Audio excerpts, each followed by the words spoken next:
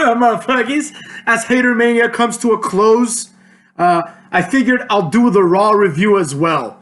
I didn't really want to do it because I was really tired, but I just finished watching Raw, and I figured, why not just do it? Yeah, you know what I'm saying? Let's just get to it, right?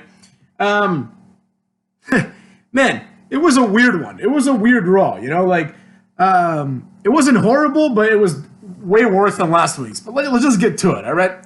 First thing, Randy Orton comes out after like a package of what happened last week, which we didn't really need because it's, you know, like a big deal, right? But anyways, Randy Orton comes out and says nothing to just get the booze. Now, I don't like this promo, you know? I don't like this scenario. They do it all the time. You know what I mean? Whenever someone turns heel, it's a big deal or something like that happens. Like, the guy comes out and just, they boo him, he doesn't say anything, right? Which is like, you know, kind of stupid and a waste of time. And I think it was like 15 minutes until after this thing ended, you know, if you include the promo package. So it's like these people, like the first 15 minutes of a show they paid for is just a promo package of what they saw last week. And then a guy coming out of the ring and saying and doing nothing, you know? But it had to be done. You know what I mean? It had to be done because if they didn't do it and they said they had like Randy Orton in a tag match or something, right? They would just boo during the match. So it had to be done. They may as well just do it the way they did. Fuck it, right? It was what it was. Then we had Liv Morgan versus Lana again. I don't care about this feud anymore. I never cared about the Lana-Liv Morgan part of the feud. I think it's stupid. I think Lana is the face, in my opinion, and Liv is the heel.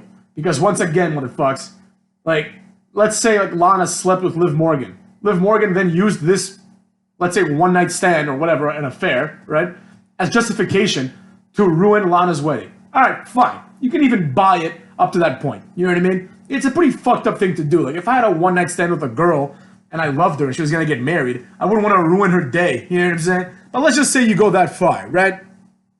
Now, the problem, of course, becomes Lana's like, get the fuck out of here. I don't care. You know? Liv doesn't, so Lana justifiably beats her ass. This is after numerous interruptions, right?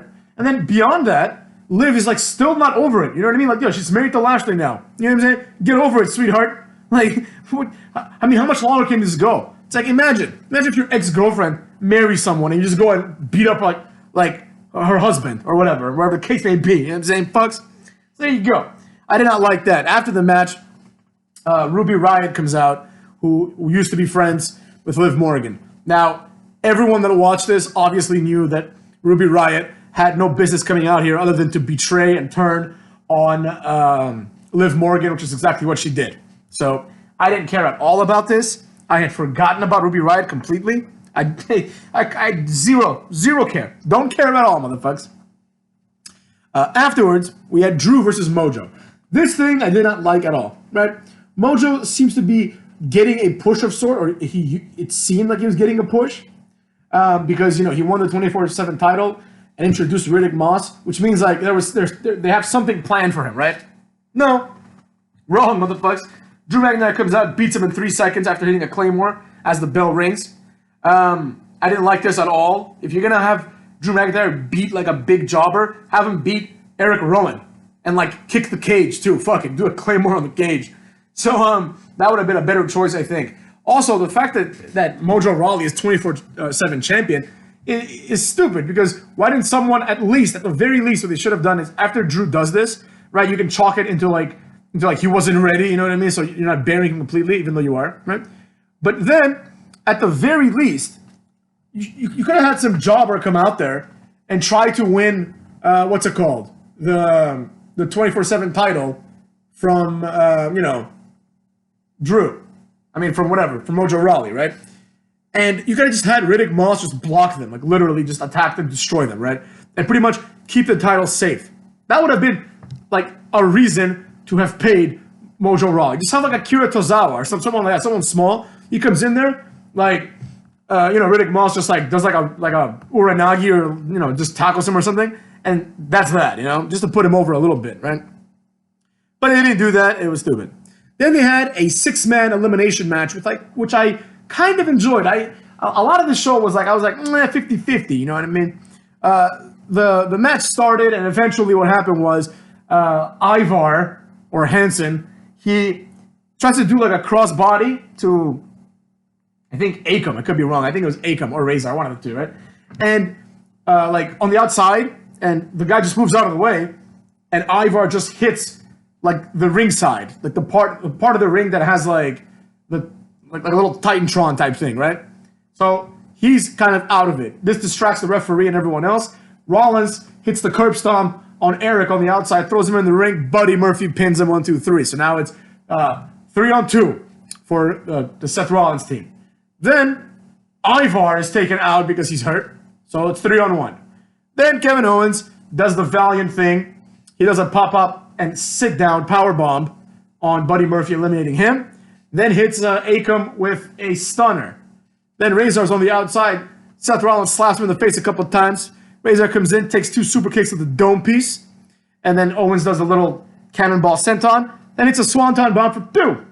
After that, Razor is up. Owens tries to do like a fireman's carry. He does it, right? Doesn't get a big pop or anything like that.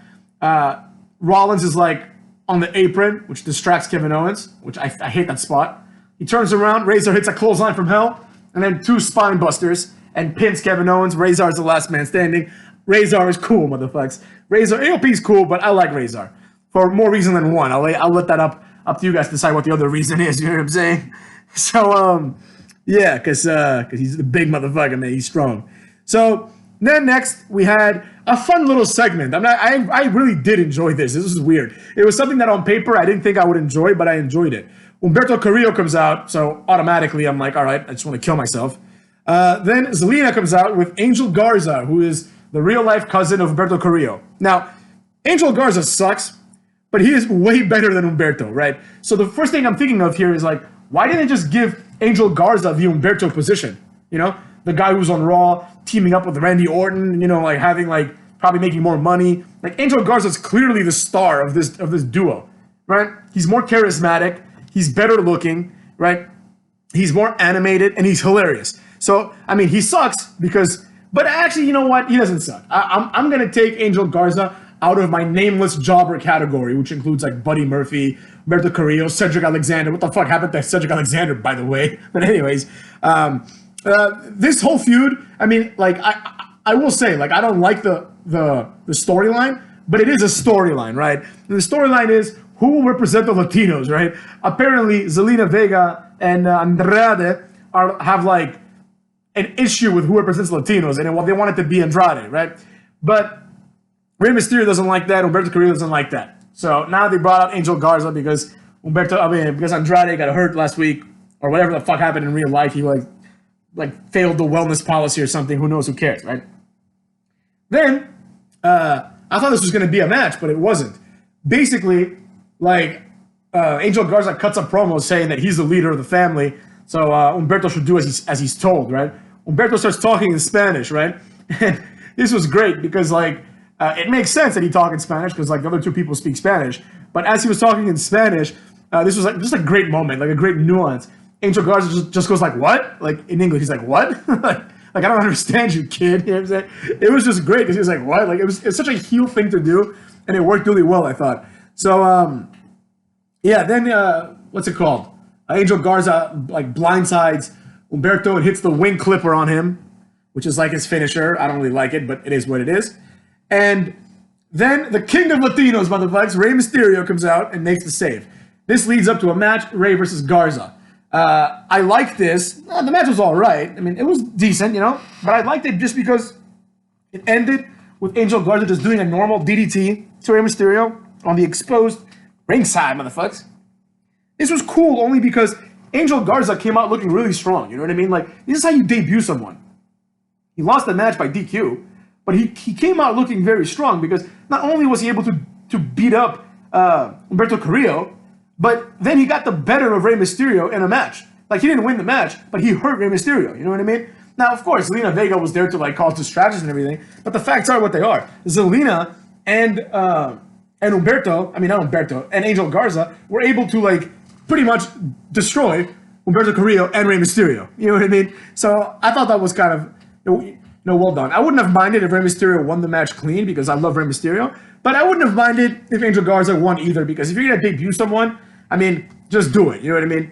But the lingering question I had in my head, which reminded me of an earlier point I made in one of my earlier videos today, and someone commented on this on one of the videos, because I said that if Dean Ambrose hadn't gone to WWE, he would be on the same level as Jimmy Havoc. And this guy who was watching the video, like, seemed to take offense to that, and he was like, oh man, that like undermines your points. And I'm just like, no, I mean, like, if Dean Ambrose hadn't gone to WWE, you would know who he is. You know what I mean? And that got me thinking, that same point, it started to get to me. I'm just like, all right, you have these two guys who are cousins, right? And they're presented as some sort of big deals. And I'm just like, well, you also had Primo and Epico, right? Or at a certain point, Carlito and Primo, right? So I'm thinking to myself, what the hell? Like, why didn't, like, Primo and Epico get some sort of push? You know what I mean? Why was it that they got this, like, gimmick of selling, like, vacation packages or whatever the fuck they were doing, timeshare condos in Puerto Rico? Why did they get that when it could have easily been them two doing this? You know what I mean? I don't understand why not. I guess, like, maybe because they're not Mexican, so this whole, like, Rey Mysterio connection situation thing wouldn't work as well. And, you know, I guess, like, the Mexican market is significantly bigger, so if you're going to do it, and, you know, they love their wrestling, so if you're going to do it with two people, you might as well do it with two guys from Mexico. But beyond that, it's just like, dude, like, they were cousins. It's the same exact story. And, like, I mean, I don't know, but is there really any reason to think that Humberto Carrillo is better than Epico in the ring? You know what I mean? Like, have we seen enough of Epico to know this? No, we haven't. Like, I'm pretty sure he could do all that shit. You know, Primo could do it. You know, so why not? I just don't get it. You know what I mean? Like, I mean, these guys are destined to end up in a job or tag team together, but it is what it is. You know, I don't understand. You know, you have these two guys, you have to hire two new ones. Why? You already have these two guys there. You know, but you make them Los Matadors and other bullshit like that. Whatever, it is what it is. Los Matadors. How stupid was that, motherfuckers? Anyways, then we have Charlotte coming out, and she's gonna announce who she's gonna face at Mania. Problem is, the fans start chanting Rhea, or like Rhea, Ripley, whatever, right? And it's so loud. I mean, not like, you know, they weren't going crazy, but it was loud enough where Charlotte had to acknowledge it. She was like, I have love for NXT, and NXT has love for the Queen. Now, the problem with this, motherfuckers, is very, very simple. You know what I mean? The problem with this is just the fact that, like, why would they do this? You know what I mean? Like, I get it, the fans are excited, but it's like, you might as well just sit there and start chanting, we read spoilers. That's what it is. It's these nerds just read the spoilers, right? And they're presenting it as if it's like something to be proud of, you know, by chanting for it. You know, like, they chant for it and they're like, oh, you know, like, we're gonna read spoilers and, like, we're gonna chant and it's gonna make us look smarter than we are. No, it makes you look like douchebags. So then Rhea Ripley comes out, Jerry the King Lawler is like, wait, who's that? Like, when the music hits, he doesn't even know what fuck the music belongs to, right? He couldn't even put two and two together, the cuck. And then fake Michael Cole says, oh my God, it's Rhea Ripley. He gets like a little excited about it, and he's like as if he didn't know or something, right? And then he's like, from the mouths of the fans to reality, like, Rhea Ripley is here. And then, like, he wanted to make it seem as if it was a big deal, but it's like, the fans didn't really pop for her, you know? Like, they popped more for themselves just knowing what was happening, which I did not like. But it is what it is, you know? Rhea Ripley came out, pretty much taunted Charlotte. She was saying, like, oh, you beat Becky, you beat, Bayley, but you haven't beaten me. And then Charlotte mentioned earlier that she's a 10-time women's champ. Now, here's the problem with that. I went on Wikipedia up in this bitch, and I looked it up. And Charlotte has, like one Divas title. She's got, like, a SmackDown title and a Raw title, right? And then, she's got, like, 10 reigns with those three titles, right? But only one Divas championship. Then, after that, she has one NXT title. You know what I mean? So I'm thinking to myself, one NXT title, and it doesn't count towards her 10 reigns. So if the NXT title doesn't count towards a women's title reign, right? Because she only has 10 reigns, but has held 11 belts if you include her one NXT championship, then the question becomes, why the fuck would anyone challenge for the NXT title? It doesn't even count towards your reign. You know what I mean? It makes no sense. Like, why would anyone want this title? It's a title that doesn't count. Like, why would you care it at all about it? You know what I mean? It's like you're going backwards. You know, I get it. They're trying to push NXT forward, but you're going backwards, man. You know, and Charlotte has 10 reigns, and you know eventually when she has 16 reigns, right? Like, she's going to get him, right? It's going to be a big moment. It's going to be like, oh, she tied, like, the record of Ric Flair, right? And it's like, but what about her NXT title? Are we going to count that or not? Yeah? They might retcon it. Who the fuck knows, right? But as of now, it doesn't count. So if her goal is, and presumably it should be implicitly, that she becomes a 16-time women's champion, or at the very least, she has as many title runs as possible, she should be nowhere near the NXT title. Yeah? And then after that, like, Charlotte didn't say anything, she left. And after that, fake Michael Cole informed us that this week on NXT, Charlotte will give her answer. And I'm thinking to myself, well, obviously the answer is yes, cuck. Because why the hell would someone go to NXT, fly all the way to Florida, to say no? I mean, she might say no, like, initially, but it's going to lead to a match, right? But think about that logic, right? Charlotte, the winner of the Royal Rumble, has to go and say, give an answer to Rhea Ripley on NXT, and they already know this is going to happen? Why don't she just give the answer right now? Like 5 minutes after she walked out, she'll give her answer. It is what it is. But it will be the equivalent of, I don't know, let's say Rey Mysterio winning the Royal Rumble when he did, or like Benoit winning the Rumble, and then people being like, who are you going to challenge, Triple H or JBL? And he's like, you know what? I'm going to actually challenge the Hurricane for the Cruiserweight title. I'm going to drop a few pounds, and I'm challenging the Hurricane for the Cruiserweight title because I never beat the Hurricane. It's fucking retarded, man. The whole point is you're supposed to challenge the world champ, not the NXT champ, but it is what it is, Whatever, I don't care at all about that match. Then we had Asuka versus Natalya. Now, this was like a long match that didn't need to be long. Asuka won with the Asuka Lock, which is a stupid name for a move, but it is the name that they gave it, motherfuckers. Then Becky Lynch comes out, and this was one of the worst segments of Becky Lynch's career, which is saying a lot, motherfuckers. Now, you're probably wondering, why was it so bad, hater? I'll tell you, motherfuckers. She comes out wearing these shades, right? They're like those pixelated shades that people put on GIFs or GIFs, whatever the fuck you want to call them. Or like, when someone makes a point, they put those like, I'm talking about the pixelated glasses with a little glare on them, right? So she was wearing a pair of those glasses. Now, this is a big problem. This deserves its own video, honestly, but I don't have the nerve for that. Plus, it would only be like a 5-minute video. But let's just think about this for a second, right? Personally, I don't speak for anybody else. Personally, I am very tired of Becky Lynch trying to be cool, all right?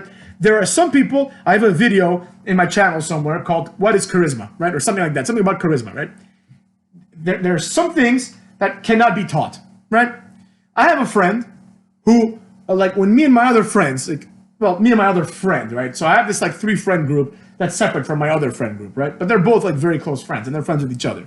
And me and one of them, like, years ago, like, we're playing, like, Titanfall 2 on PS4 up in this bitch, and we're playing online with each other, and I was like, man, this guy just cucked me. I got cucked. And then our other friend, who back then was, like, an SJW liberal, he's since come around, but back then, he's an SJW liberal, he's like, you guys shouldn't say the word cuck. It's cringy.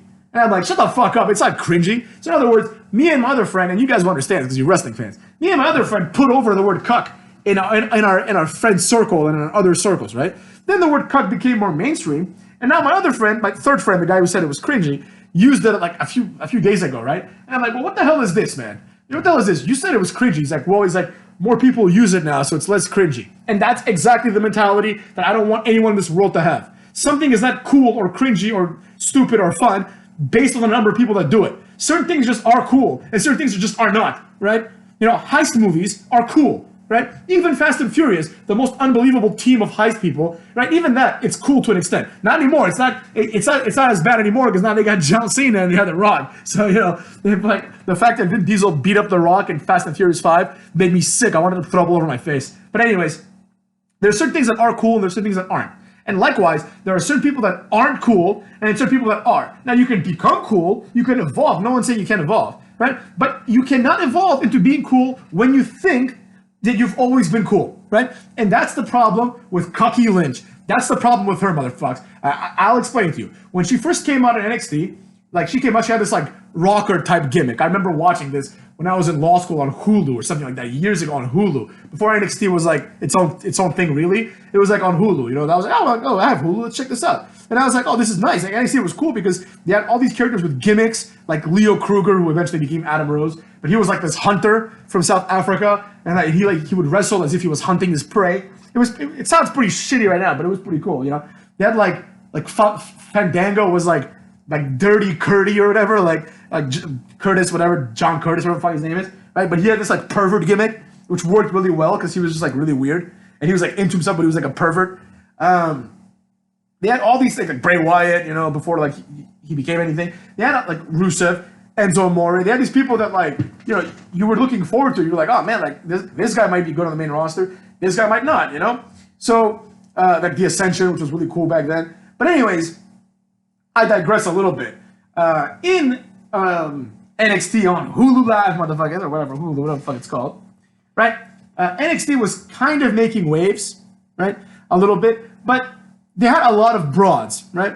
And all of these girls now are like, you know, on Raw, like, or SmackDown, right? Becky Lynch, Sasha Banks, all these people, right? And I was like, oh, I'm like, this girl is cool. Like, I'm like, this Sasha Banks girl, she's a little like, she was like a jobber at first. She didn't have a gimmick. She became the boss. And I was like, at first I'm like, okay, she has like a character, you know, that's cool. And then Becky Lynch, who would come out and she was like a rocker, right? She would come out to like rock music and just like yell and shit like that, right? And I was like, man, this is like an attractive girl. Like, she's like one of the more attractive ones they got here, you know? I'm just like put her on TV, you know? And then after that, she that's when I knew she wasn't cool, right? Because after that, her gimmick became a steampunk gimmick. Now, I actually like steampunk. You know what I'm saying? Like, to a degree, right? I like steampunk in certain settings, like video games, right? Like I said earlier, Final Fantasy IX is my favorite game of all time. That's like, it has like a steampunkish setting. I wouldn't call it full steampunk, but it has that setting, right? So I'm not against it, but I'm against it in real life. You know what I'm saying? Like, imagine if someone just came out dressed as a witch, you know, and her gimmick was like, unironically, she thinks she's a witch. You know? It'd be fucking stupid, right? So that's when I knew Becky Lynch wasn't cool, right? But people around me, they're like, oh, she's steampunk, she's cool. I'm like, no, she's not fucking cool. She sucks, you know? And then she came to the main roster where she was just like, she just floundered as like a nothing, basically, like a no gimmick jobber, right?